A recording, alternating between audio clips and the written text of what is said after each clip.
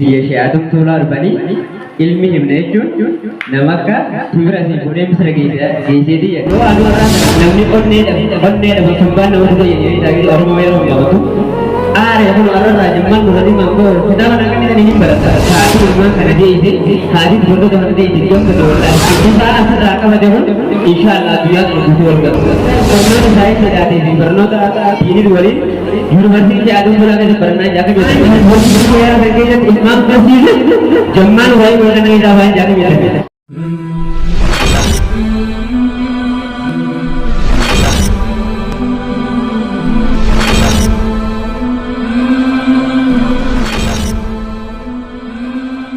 سبيل تكبير الناس الله أكبر الله أكبر يا سجل تكبير تمت كاتيس إنجاني الله أكبر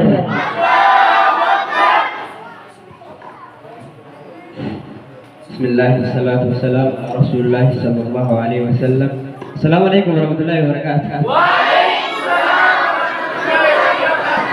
Ega aku beekamu biyya shi'aatum tolar bani ilmi himne jechuun nama akka timira si fuudhee misira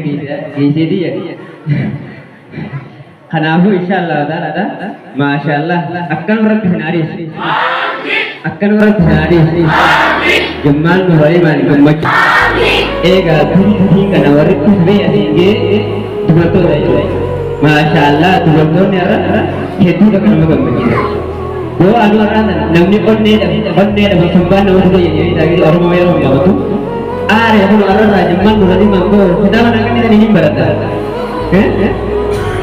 ega wo bagi da bende kidama nakani ni wo edunu ra ahidin baru sai tuba ya guna ba jeta Allahu akbar Allahu akbar والله ما شاء الله هذه الماء كان ديسي هذه بردو كان ديسي يوم بدي والله شيء فوزلو كده ليه وجنة جنة ديورة بسيادة إيسو جنة جنة ديورة بسيادة إيسو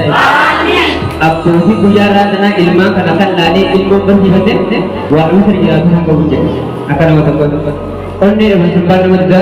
ilmu ke sana beteri wallahi jomna kana rakyat itu tak boleh dia insya Allah rakyat macam inshallah dia tu betul betul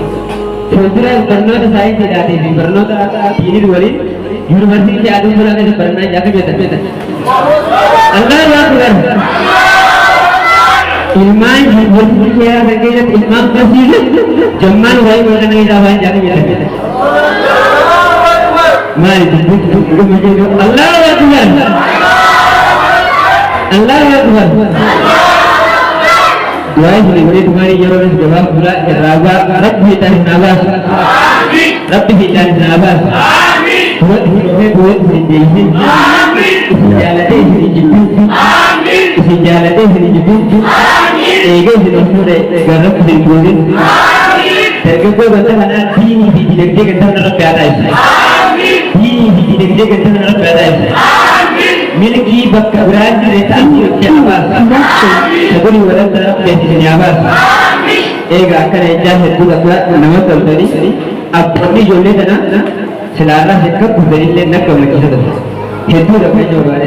dua orang ini ini apa ni insyaallah ada benar modal dari rahina hu anaknya kuda ini mata